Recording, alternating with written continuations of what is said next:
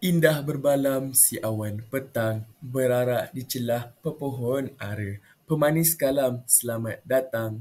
Awal bismillah, pembuka bicara. Bismillahirrahmanirrahim. Assalamualaikum warahmatullahi wabarakatuh dan salam sejahtera. Saya ucapkan kepada yang dihormati Dr. Hamzun Harun selaku pensyarah kursus LMCW 2153, Penghayatan Etika dan Peradaban bagi set 7. Tidak lupa juga yang disayangi rakan-rakan seperjuangan yang hadir pada hari ini. Jadi, kami daripada kumpulan 15 akan membentang dan mengupas satu isu yang sedang berleluasa di negara Malaysia pada waktu ini, iaitu salah guna kuasa dalam kalangan rakyat Malaysia. Mengarang kitab menggunakan tinta, tak kenal maka tak cinta. Jadi, lebih eloklah jika saya memperkenalkan ahli kumpulan saya yang terdiri daripada 6 orang. Jadi, yang pertama, saya, Muhammad Aiman Hakim bin Hasmizan. Seterusnya, sahabat-sahabat saya, Muhammad Riz Irfan bin Hamim, Muhammad Haris Farhan bin Zamri, Muhammad Nur Aiman bin Muhammad, Muhammad Nur Izafi bin Muhammad Nurwafi, dan akhir sekali Muhammad Syafiq Syazwan bin Syukri. Pengenalan tentang salah guna kuasa. Salah guna kuasa atau penyalahgunaan kuasa merujuk kepada perlakuan atau tindakan yang tidak bertanggungjawab, tidak etikal atau salah dalam menggunakan kuasa atau kedudukan yang dimiliki oleh seseorang. Ini melibatkan penyalahgunaan kuasa untuk kepentingan peribadi, merugikan orang lain atau melanggar prinsip-prinsip integriti dan etika. Salah guna kuasa boleh berlaku di pelbagai bidang dan tahap, termasuk dalam perkhidmatan awam, organisasi swasta, institusi pendidikan, politik dan lain-lain. Contoh-contoh salah guna kuasa termasuk rasuah, penyalahgunaan dana awam atau aset organisasi, penyalahgunaan kuasa dalam pengambilan keputusan, perlakuan yang tidak adil terhadap orang lain, penyalahgunaan kebebasan media, penyalahgunaan kuasa polis dan banyak lagi. Salah guna kuasa boleh membawa kesan negatif kepada masyarakat dan sistem yang terlibat. Ia juga akan merosakkan kepercayaan orang ramai terhadap institusi dan individu yang bertanggungjawab. Hal ini juga boleh menghalang pembangunan yang mampan dan adil.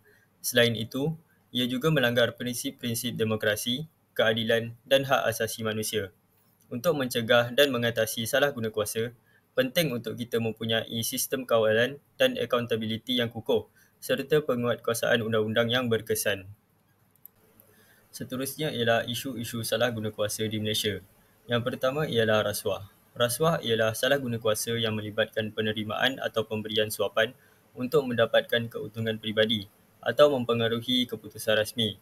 Rasuah boleh merosakkan integriti institusi awam, menghakis kepercayaan rakyat dan menghalang pembangunan yang mampan. Yang kedua ialah penyalahgunaan dana awam.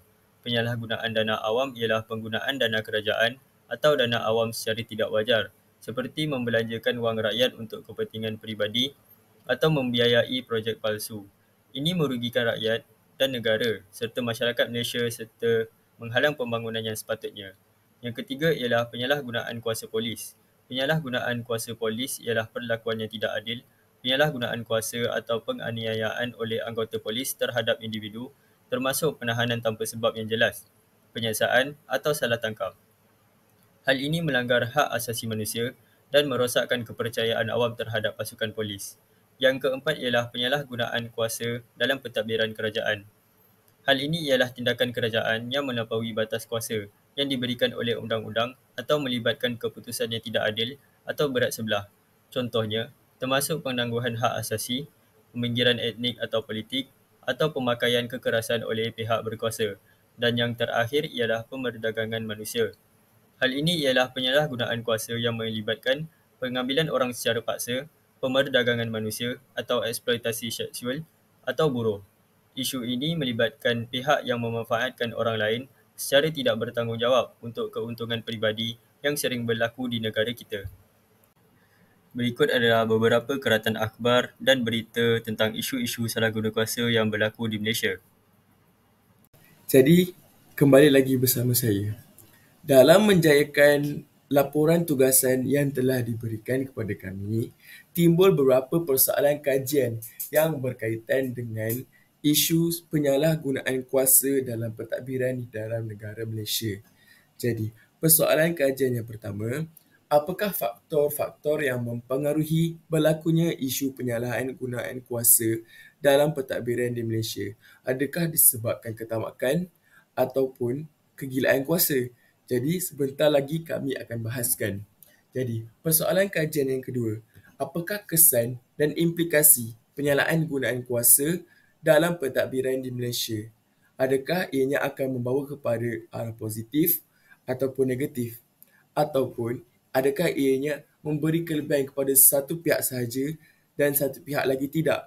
Jadi, sebentar lagi kita akan bahaskan juga.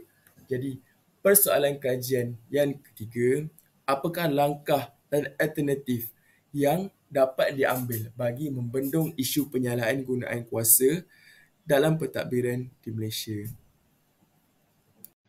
Seterusnya saya akan menerangkan tentang faktor-faktor berlakunya salah guna kuasa. Yang pertama adalah ketidakaktifan mekanisme pengawasan. Ianya merupakan salah satu faktor yang mempengaruhi berlakunya salah guna kuasa.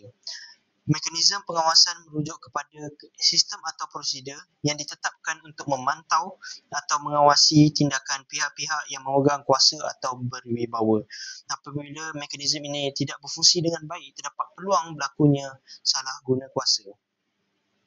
Antara punca ianya berlaku adalah ketidakbebasan lembaga pengawas. Jika lembaga pengawasan tidak bebas daripada pengaruh politik atau pihak-pihak yang memegang kuasa, maka integriti dan tindakan lembaga tersebut terbatas. Hal ini menyebabkan ketidakadilan dalam pengawasan. Yang kedua adalah terhakisnya sifat malu. Salah satu faktor yang mempengaruhi berlakunya salah guna kuasa. Sifat malu merujuk kepada perasaan atau kesedaran yang timbul apabila seseorang melakukan tindakan yang melanggar nilai-nilai sosial, moral atau etika.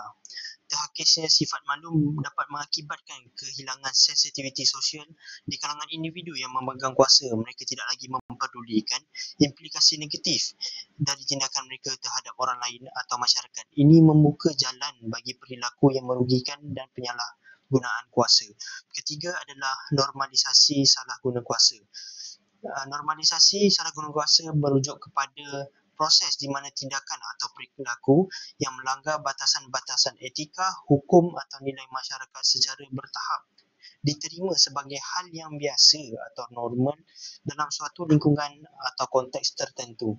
Pembiasaan terhadap perilaku yang melanggar aturan ketika tindakan yang melanggar aturan atau pembatasan etika dilakukan secara berulang-ulang dan diterima tanpa konsekuensi yang serius. Perilaku tersebut dapat menjadi terbiasa sebagai bahagian daripada rutin atau norma dalam kehidupan. Hal ini membuatkan orang-orang yang memegang kuasa merasa bahawa tindakan mereka itu adalah wajar, meskipun sebenarnya mereka telah melanggar aturan etika. Seterusnya adalah dasar negara. Dasar negara di Malaysia memainkan peranan penting dalam mencegah dan mengatasi penyalahgunaan kuasa di Malaysia. Namun, ia telah disalahguna oleh sesetengah individu. Dasar negara merujuk kepada prinsip-prinsip asas yang menjadi landasan untuk pengurusan negara dan pemerintahan. Sebagai contoh, dasar yang telah disalahgunakan ialah perlindungan yang meluas terhadap imuniti parlimen. Imuniti parlimen adalah prinsip yang memberikan perlindungan undang-undang kepada ahli parlimen daripada penuntutan jenayah atau tindakan undang-undang dalam menjalankan tugas mereka sebagai wakil rakyat. Namun, ia telah disalahguna oleh sesetengah individu. Yang kelima adalah keputusan dan tindakan diambil tanpa transpirasi. Keputusan dan tindakan yang diambil tanpa transpirasi merupakan salah satu faktor berlakunya penyalahgunaan di Malaysia. Ketika keputusan dan tindakan pemerintah dilakukan tanpa disertai dengan transpirasi yang memadai, terdapat peluang yang lebih tinggi untuk terjadinya penyalahgunaan kuasa. Terakhir sekali, campur tangan politik. Campur tangan politik merupakan faktor yang mempengaruhi berlakunya penyalahgunaan di Malaysia. Campur tangan politik merujuk kepada pengaruh yang dilakukan oleh ahli-ahli politik terhadap institusi dan proses pemerintahan yang bertujuan memperoleh keuntungan politik atau mempengaruhi keputusan yang melibatkan penggunaan kuasa. Seterusnya saya akan serahkan kepada orang yang seterusnya. Okey, mari kita lihat kesan salah guna kuasa di dalam negara kita. Penyalahgunaan kuasa dalam pentadbiran di Malaysia mempunyai banyak kesan dan implikasi yang luas terhadap negara dan juga rakyatnya. Yang pertama, sekiranya gejala rasuah semakin berleluasa, pentadbiran negara secara khususnya akan terjejas. Segala dasar atau penguatkuasaan akan menjadi lemah. Contohnya industri pembangkit elektrik negara kita yang hanya dimonopoli oleh satu entiti separa kerajaan, di mana ini berlakunya kepentingan yang kurang baik terhadap negara. Ini juga menyebabkan pelaksanaan undang-undang tidak dapat dijalankan secara adil dan boleh menumbangkan ekonomi negara secara amnya. Pada waktu yang sama, rasuah dan salah guna kuasa juga akan menjatuhkan imej negara di mata dunia serta merosotkan ekonomi negara. Kemajuan media massa dalam mendapatkan maklumat mengenai sesebuah isu atau perkara dalam sesebuah negara mampu menjadi punca kejatuhan imej negara dan juga ekonomi negara tersebut. Sekiranya kita terpalit dengan isu rasuah, negara kita akan kehilangan minat daripada pelabur-pelabur asing kerana mereka tidak akan percaya akan sistem pentadbiran kita. Apabila kehilangan pelabur, maka ekonomi negara juga akan turut merosot. Ketidakstabilan politik dan lemahnya pentadbiran akan meruntuhkan kepercayaan pelabur asing dan tempatan.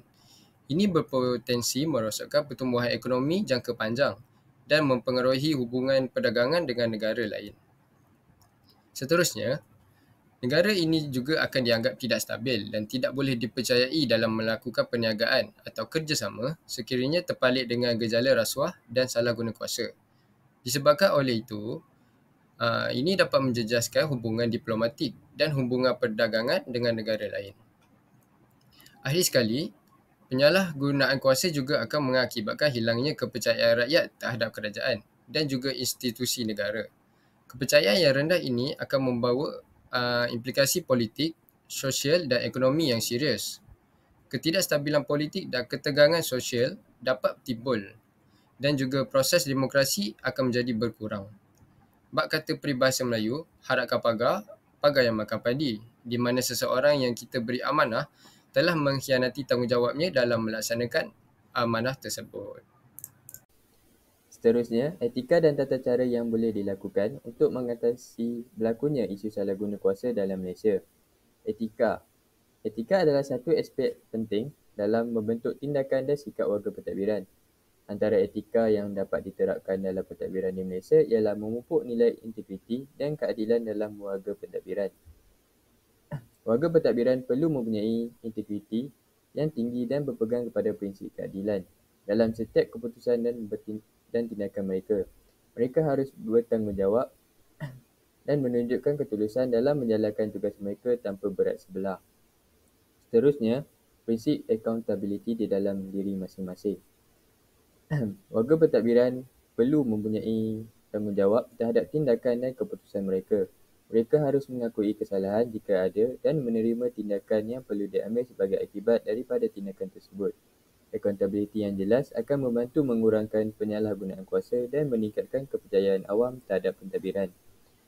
Seterusnya, selain daripada etika, tata cara yang jelas dan berkesan juga perlu dilaksanakan untuk mengatasi penyalahgunaan kuasa dalam pentadbiran seperti penguatkuasaan undang-undang yang tegas. Sistem penguatkuasaan undang-undang perlu diperkuatkan untuk menangani penyalahan gunaan kuasa. Institusi seperti SPRM perlu diberikan kuasa yang memadai untuk menyiasat dan menuntut individu yang terlibat dalam penyelewengan kuasa. Pengadilan juga perlu menangani kes-kes penyalahgunaan kuasa secara tegas dan memberikan hukuman setimpal kepada mereka yang terbukti bersalah. Seterusnya, pihak kerajaan perlu mewujudkan mekanisme pengawasan dan kawalan yang telus. Mekanisme pengawasan dan kawalan perlu diperkenalkan untuk memastikan penggunaan kuasa yang betul oleh pihak berkuasa. Badan pengawal seperti Suruhanjaya Pilihan Raya dan Suruhanjaya Perkhidmatan Awam perlu berfungsi secara cekap dan telus dalam melaksanakan tanggungjawab mereka. Pengawasan yang telus dan efektif akan mencegah penyalahgunaan kuasa dan meningkatkan accountability. Akhir sekali, tata cara yang boleh dilaksanakan di Malaysia ialah memberikan pendidikan dan latihan integriti. Pendidikan dan latihan yang melibatkan aspek integriti perlu diberikan kepada warga pentadbiran. Program latihan berkala harus diberikan untuk meningkatkan kesedaran dan pemahaman mereka mengenai etika, integriti dan tugas mereka sebagai warga pentadbiran. Pendidikan moral dan etika juga harus ditekankan di semua peringkat pendidikan untuk membentuk generasi yang berintegriti dan bertanggungjawab. Kerajaan juga perlu mewujudkan program pendidikan dan kesedaran tentang isu penyalahgunaan kuasa dalam kalangan rakyat Malaysia, termasuk melibatkan masyarakat sivil dan media massa. Sekian sahaja daripada saya. Terima kasih. Untuk kesimpulan, isu salah guna kuasa di Malaysia adalah suatu perlakuan yang ternyata salah dan batil. Salah guna kuasa yang merupakan pengkhianatan terhadap kepercayaan rakyat dan keadilan juga telah melanggar prinsip asas demokrasi dan moralitas. Pentadbiran yang bertanggungjawab memerlukan integriti dan kesedaran bahawa kuasa adalah untuk kepentingan awam, bukan kepentingan diri sendiri atau kumpulan tertentu. Kemudian, penting bagi kita sebagai seorang individu yang bijak untuk mengenal pasti apa-apa jua bentuk penyalahgunaan kuasa kerana ia dapat menghindari diri kita daripada sebarang penipuan. Sebagai contoh, nepotisme atau pengambilan keputusan yang memihak kepada ahli keluarga atau kenalan rapat tanpa mempertimbangkan meritokrasi. Hal ini seringkali berlaku di dalam sistem pentadbiran di mana individu yang mempunyai hubungan persaudaraan atau hubungan yang dekat dengan pemimpin politik atau pegawai pentadbiran diberikan keutamaan dalam pengambilan keputusan, pelantikan dan peluang kerjaya. Akhir sekali, masyarakat perlu memahami bahawa keputusan pentadbiran haruslah berdasarkan merit, keadilan dan kepentingan awam agar lahirnya masyarakat yang peka kerana berpengetahuan serta mengambil berat tentang isu salah guna kuasa yang berlaku di negara Malaysia.